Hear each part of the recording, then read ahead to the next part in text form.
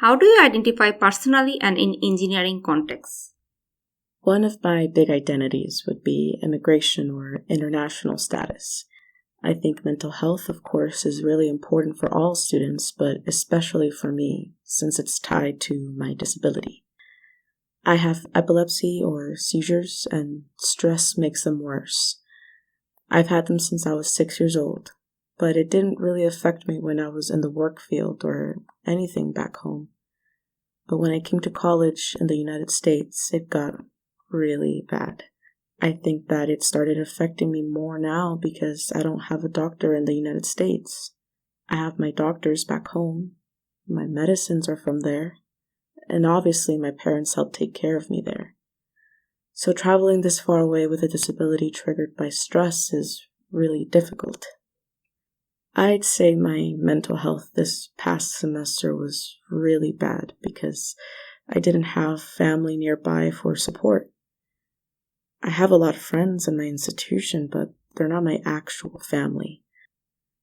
That's why my parents suggested I come home during COVID, when everything was online, so I could stop worrying about everything, and they can take care of me, and I could concentrate on my studies. What are some identity-related challenges you have experienced in engineering?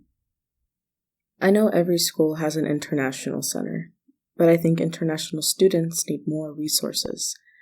Like when they tell you to get a physician's note for a class exception, but they won't take notes from a school health center. If you won't accept the school's physician's note, at least have contacts on hand who can help. Maybe a local physician who takes international student insurance in the surrounding area and could write a note. And I don't just need class exceptions. My disability calls for specialized medical help as well. But when I asked a health center about a neurologist, they just said, "We don't have one." That's not the response I want. I want, "Okay, come over. We'll see what we can do to help." Like anything, even the smallest things would help. Even if they have a contact 30 minutes away, phone number, address, anything that international students or disabled students can go to get help. Anyway, my seizures get triggered by stress, and they've been really bad, especially this last year. They've occurred way more often than they were supposed to. It's a lot to explain to professors because they wouldn't see the causes a lot. It's weird, going to them. In CS, you work a lot with other people, and sometimes those other people mess things up for you, which adds more stress, which makes my seizures worse. For example, one time I had an unreliable partner, and there was more than one instance where I had to ask for a 24-hour extension. I just felt guilty. The extensions were not because of me. It was because the other person wasn't on top of their work, and they didn't want to ask for an extension. They'd be like, "Oh, you have accommodations, you should do it." So I would have to do it. That made me feel not great. So that's really bad, I don't know how to explain to people that these things are serious. They just can't take advantage of people like that. I think that's one thing I learned this past semester. A lot of people assume disabilities are like physical. They're like, "Oh, they're in a handicapped spot. I don't see them with crutches or anything like that." My disability doesn't need a handicapped spot, but I know others who probably would, even if it's not a physical disability. I think a lot of people really just don't know about disabilities. They don't see how other things are affecting you and your disability. And even if they do know about your disability, they're taking advantage of you. Another challenge I've had this past semester is I was partnering with my roommate on a CS assignment, and she plagiarized on the assignment.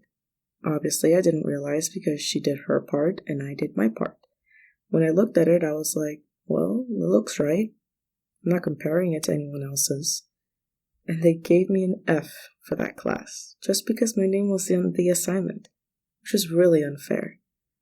The university honor court system is basically you're guilty until proven innocent, which is, I think, the most backward system.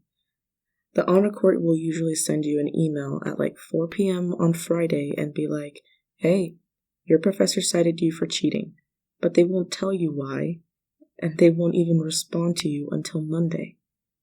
I already have anxiety, and my stress is super high, which triggers my seizures. So having a gap in communication like that is really bad for me. At that point, I had no support. I would just call my parents and start freaking out, but they're so far away.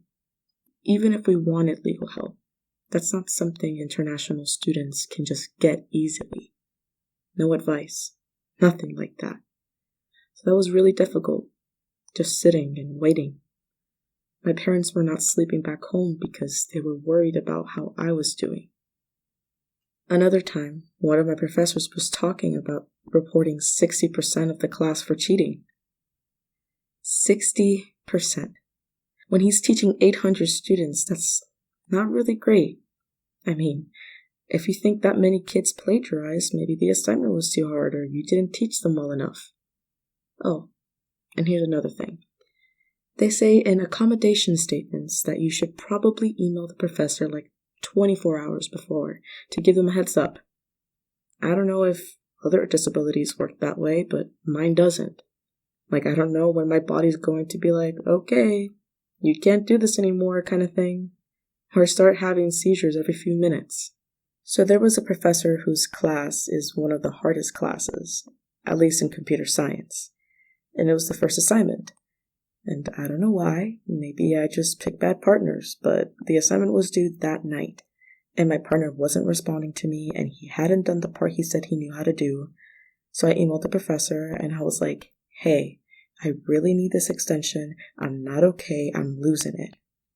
He didn't reply until a week later. I didn't get the extension.